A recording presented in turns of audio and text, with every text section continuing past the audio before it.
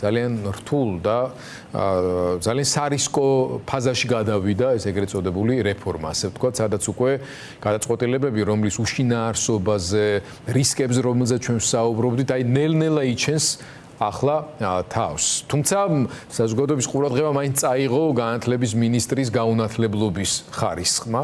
გასაგები არის ყურში მოხვდა ბევრს და თვალშიც, მაგრამ რა შეგიძლიათ გითხრათ როგორც პრაქტიკოსმა, პედაგოგმა, ადამიანმა, რომელიც მათ შორის რაც განსაკუთრებით საინტერესოა რეგიონალურ დონეზე ადევნებს თვალს მონაწილეობს ამ პროცესებში, რას გამოყოფთით პრობლემათა იმ ჩამონათვალში, რომელიც თავზე საყრელად გვაქვს განსაკუთრებით როცა ჩვენ სკოლებს ეხებათ საქმე.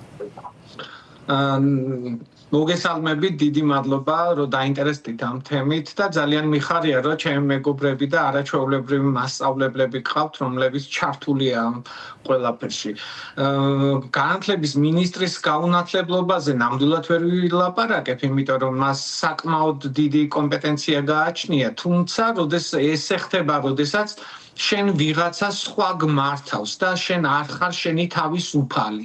როდესაც შენ კარნახობენ თუ რა უნდა გააკეთონ.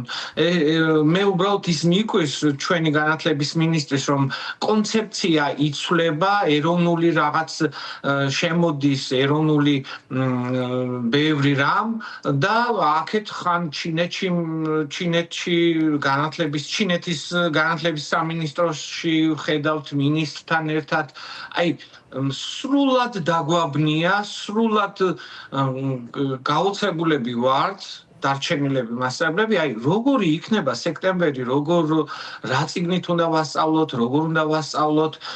კარგი, გასაგებია, რომ ვეფხისტყაოსანით ვიწყებ, მეც ვერ ვთქვი ვეფხვისტყაოსანი, იმიტომ რომ აი შეიძლება შეეშალა და კარგი ბატონო ვაპატიებთ, მაგრამ ხან ჩინეთში მიდის, ხან რომელიღაცა ქვეყანაში, რომელთანაც აი ჩინეთთან კი ბატონო ბევრი სხვადასხვა ისინი იყო ურთიერთობები, მაგრამ აი განათლების სფეროში ჯერ იმას ვეუბნებით, რომ განათლების სამინისტრო პოლიტიკიდან დაცლილი უნდა იყოს და ისეთ ქვეყანასთან მივდივართ, სადაც განათლებაში არის პოლიტიკა და აი ყველაფერი პოლიტიკაზეა მიბმული ჩინეთის კომუნისტურ პარტიასთან. აი ვერ ხვდები რომელი ყველაფერს რო დავანებოთ ბატონო ლოდი, მოდი საზოგადოებას შევახსენოთ, რომ ჩინეთი არის ათეისტური სახელმწიფო, პოლიტიკურად იდეოლოგიზირებული ჩინეთის კომუნისტური პარტიის მმართველობის ქვეშ. ხოდა აი ჩვენ განათლების გაცხადებული მიზნების დონეზეც კი სრული წინააღმდეგობა არის ამ შემთხვევაში. მართალია სასწავლო გეგმა და პროგრამა ვერ ვნახეთ, მაგრამ ის ზოგადად მაინც ხომ მოვისმინეთ, რომ ეროვნული ტრადიციებზე, ქრისტიანულ მემკვიდრეობაზე დამყარებული რომ უნდა იყოს ეს ყველაფერი და ამ მინისტრის რომ გონია, რომ გარეკანზე პირველად გამოჩნდება რომელიმე ქართული ტაძარი ან რომელიმე ჩვენი ლიტერატურული ძეგლის ესე ვთქვათ წარწერა, ხო? გეგონება მანამდე მას ბურატინოს ან ჩიბურაშ გასახატავდა ვინმე, ხო? მაგრამ ეს ხომ ზოგადად მაინც ნათქვამია და სრულ წინააღმდეგობაში მოდის. ჯერას ჩინეთის სისტემის გამკეთებლები არიან ესენი, იმიტომ რომ ცალკეული მიმართულებებით სრულიად სხვა წარმატების სულ სხვა მიზეზები და საფუძვლებია, მაგრამ მე ეჭვება, რომ ბიზნე ივანიშვილი ან კობახიძე კონფუცისთან უფრო მეტ საერთოს პოულობდეს რაიმე ნაწილში ვიდრე რომელიმე ევროპულ იდეალთან. ხო და აი ეს ჩინეთის თემა ცალკე გვაკვირვებს, გაოცებულები ვართ მასწავლებლები. შემდეგ ახლა გარეკანზე რა იქნება დახატული, ეს თუ პრობლემაა ჩვენთან და რაღაც ეროვნულ იდეოლოგიას და კონცეფციას შეცვლის რა მინისტრები გვყავდა ჩვენ და შეიძლება ყდაზე სხვადასხვა მეცნიერული რაღაცები იყო დაწერილი და დახატული, მაგრამ ეს პრობლემა არ ყოფილა, ხო?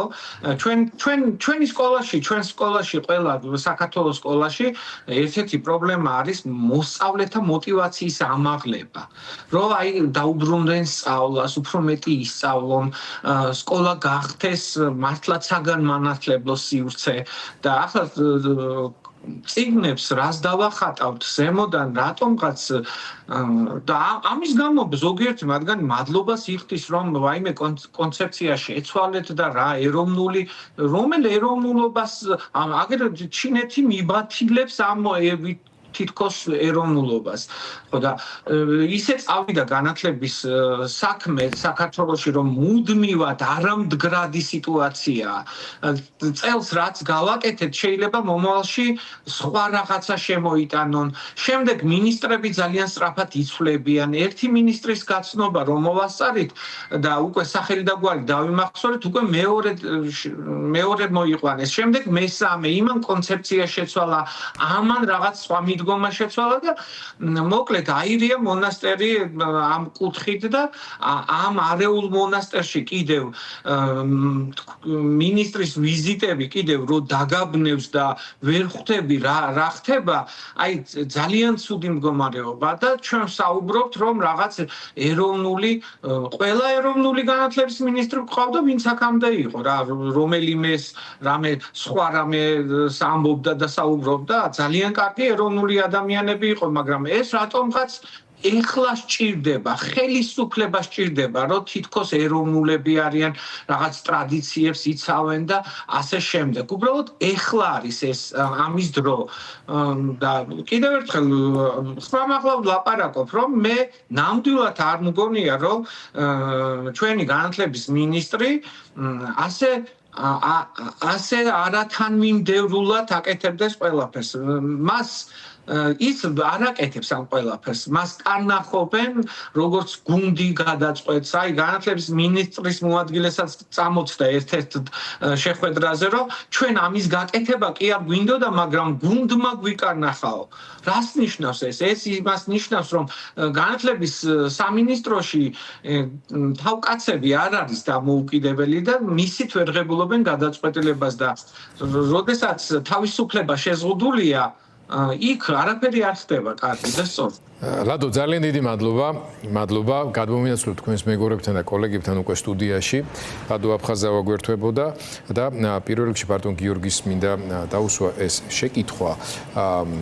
კაცმა არ იცის კიდე რაღაცა დიდი პოლიტიკის ნაწილი თუ არა დამოუკიდებლად ამ რესურსებისა და შესაძლებლობების მქონე ადამიანები რეფორმებს როგორ ჩაატარებდნენ, შეიძლება კიდევ უფრო უარესი სიგიჟეები მოეფიქრებინათ რამე, მაგრამ თქვენ პრაქტიკოსი პედაგოგი ბრძანდებით შეხება გაქვთ რეალურ სასწავლო პროცესთან, სკოლებთან, დაბნელობის ის ხარისხი, რომელიც არის ახლა. როდესმე თუ გახსოვთ და დავიწყოთ იქიდან სასწავლო წლების შემცირება, პროგრამების და სახელმძღვანელოების თვალსაზრისით სრული გაურკვევლობა და ბუნდოვანი მოლოდინები, რა განცდას უყალიბებს, მათ შორის უპირველეს სკოლისა მოსწავლეებს და ბუნებრივია მე ეს განწყობა აისახება მოსწავლეებსა და მშობლებსაც. პედაგოგებსა და მშობლებს. მადლობა დიდი სამშვიდობისა და მადლობა იმისთვისაც ამ თემის გაშუქებისთვის, დაინტერესებისთვის, რაღაც სფეროების მიხედვით, რაღაც პრობლემების გამოკვეთის და ამაზე მუშაობისთვის. იმიტომ რომ რაღაცნაირად ისეთი მდგომარეობა საზოგადოებაში, რომ თითქოს მთავარი რაღაცა გვაქვს საკეთებელი და ეს რაღაცა ასე სფეროების მიხედვით თითქოს და პატარ-პატარა ამბები რჩება ხოლმე ყურადღების მიღმა და ამიტომ კიდევ ერთხელ მადლობა და ასეთი თუნდაც ან გაშუქება და ამაზე საუბარი ბევრი რამის პრევენციას ახდენს ხოლმე როგორც წესი. თვითონ რაც შეეხება აი რამდენად გქონია ასეთი მდგომარეობა, ხო?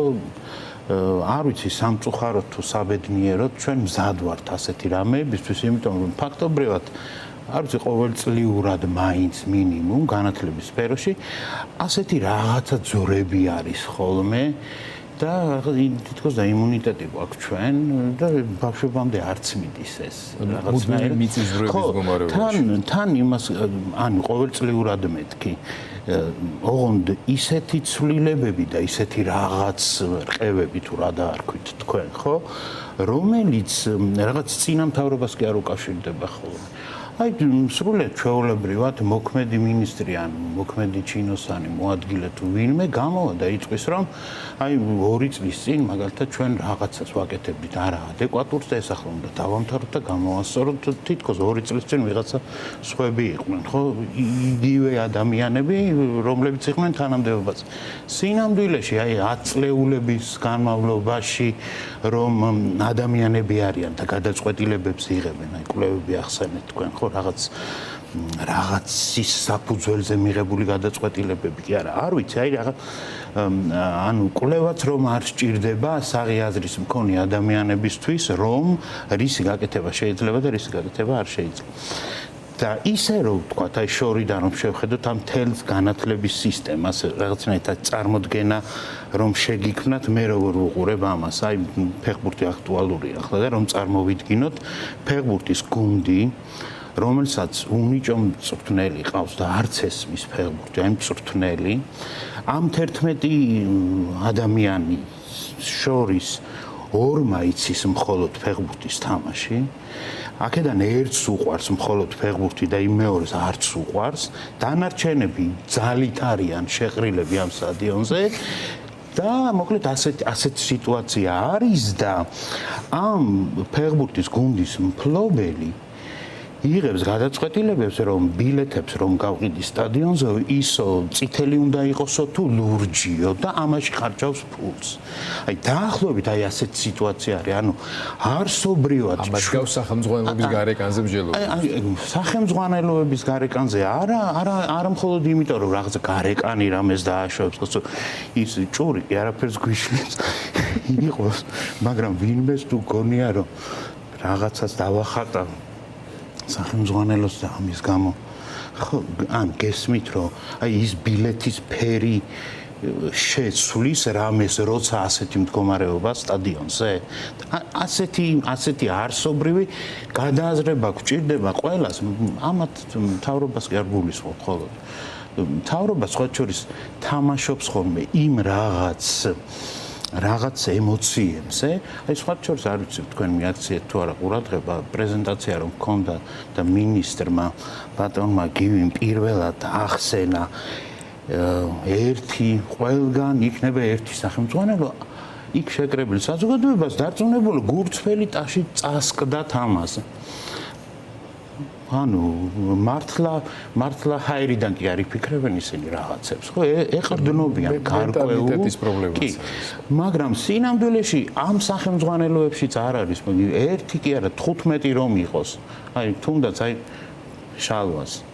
შალვას დაწერილი რომ იყოს, როგორც უნდა ისეთი რომ იყოს, აი, ან შეკრიბეთ თუ გნებავთ საუკეთესო პედაგოგი.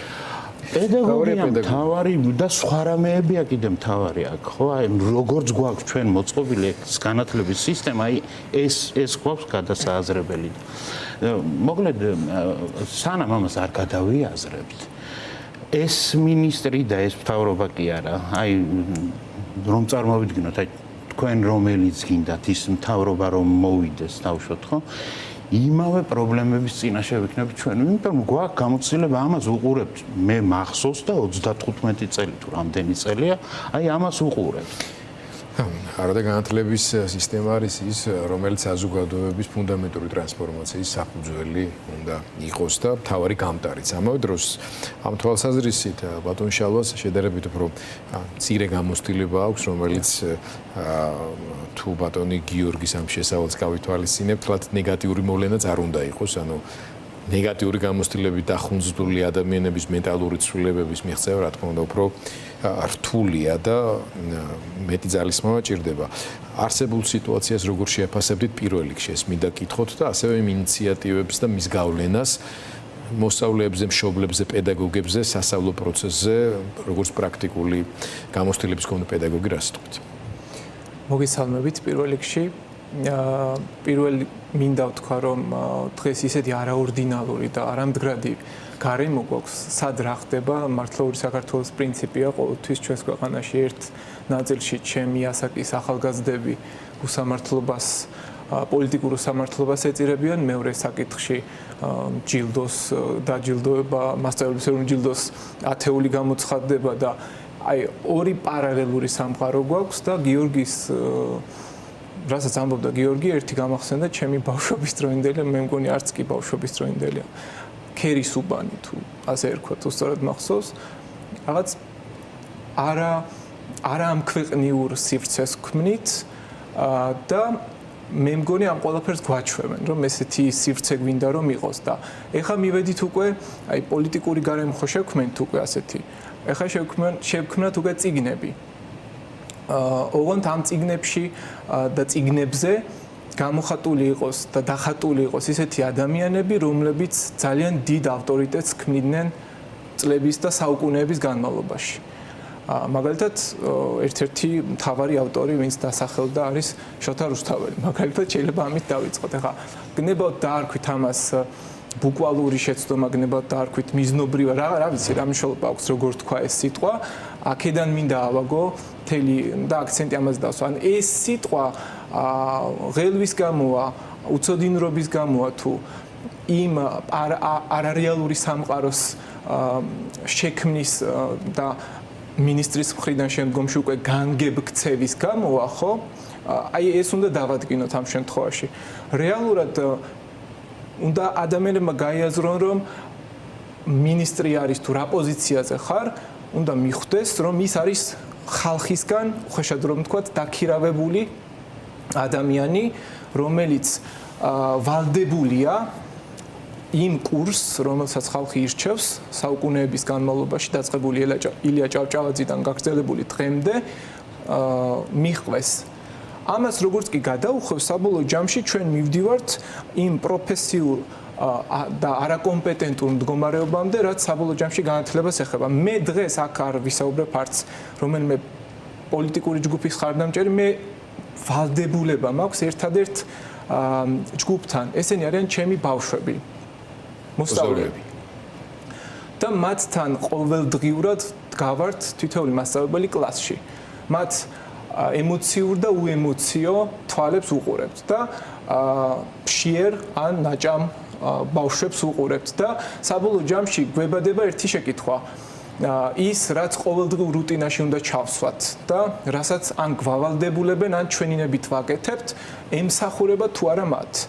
თუ ბატონი მიქანაძე ამას პასუხს გასცემს და იტყვის, რომ ყდაზე დახატული ნებისმიერი პირი, ვინც არ უნდა იყოს და როგორც არ უნდა იყოს, ამას ემსახურება და ბავშვები შედეგზე გავლენ და ბავშვების ცოდნა, საყოფაცხოვრებო ყოველდღიური მდგომარეობა შეიცვლება, მაგალითად, ისინი მიიღებენ პროფესიულად ძალიან ღრმა ცოდნას, მოემზადებიან ცხოვრებისთვის 12 კლასის დასრულების შემდეგ და აი ამ ყველაფერს თუ ეს ყდაზე დახატული პიროვნებები მოახერხებენ, ვინც არ უნდა იყოს წმინდანით დაწყებული, ცნობილი პიროვნებით დამთავრებული და გამორჩეული, გამოჩენილი მეფით დასრულებული, ხო?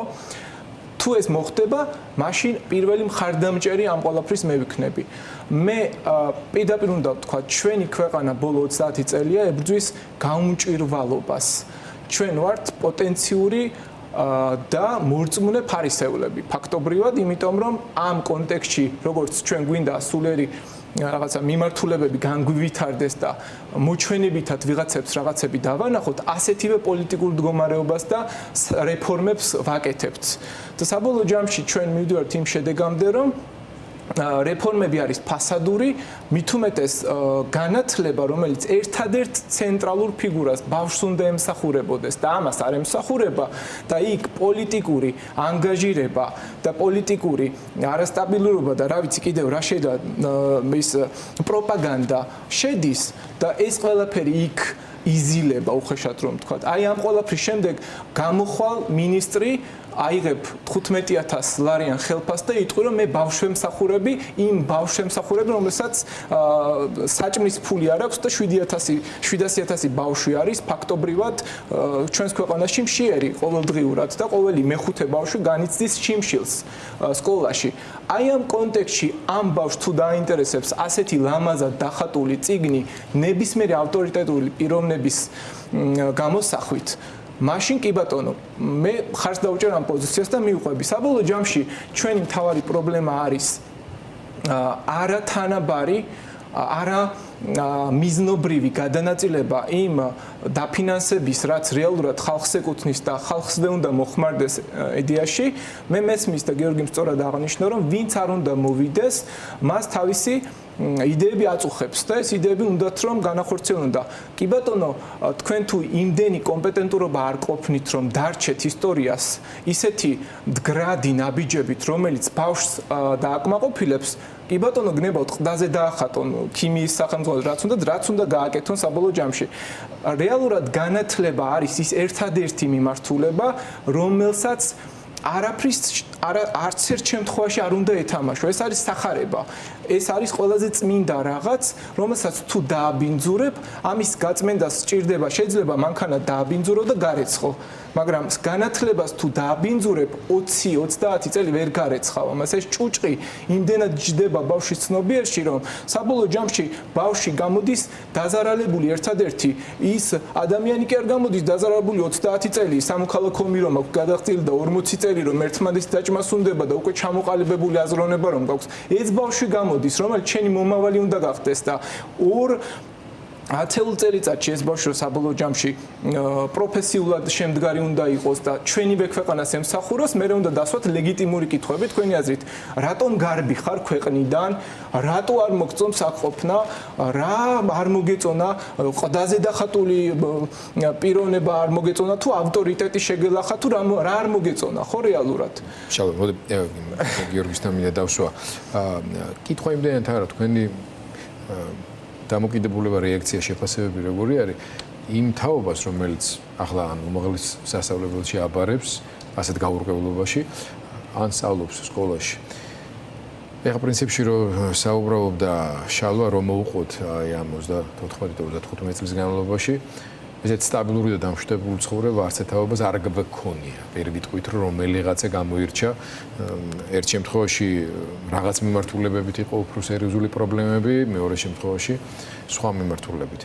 მაგრამ ნუ აი ბოლო წლების განმავლობაში კოვიდით რო გავიხსენოთ და ეს სრულიად არანორმალური მდგომარეობა რომელშიც აღმოჩნდნენ ჩვენი შვილები, თქვენი მოსწავლეები და ასე შემდეგ. ახლა უკვე სიტუაცია, როდესაც მასწავლებლებსაც უჭირთ ორიენტირება ამ პროცესებში და ისმის საკმაოდ დასაბუთებული ბრალდებები სპეციალისტების მხრიდან, რომ ამას შეიძლება უმძიმესი შედეგები მოიტანოს. თან ჩვენ ხა სკოლაზე ვლაპარაკობთ, მაგრამ ეს არის ერთიანი განათლების სისტემის ნაწილი და უმაღლეს სასწავლებლებში რაც ხდება და როგორც ხდება, ამაზე კიდეც ალკებს საუბრობთ ხოლმე. რა გავლენას ახდენს ეს უშუალოდ სასწავლო პროცესი აი სკოლაში, როგორც პრაქტიკოს პედაგოგი, რომ ისაუბროთ ამ შემთხვევაში, რა მოლოდინები გაქვთ ახალ სასწავლო წელთან მიმართებაში?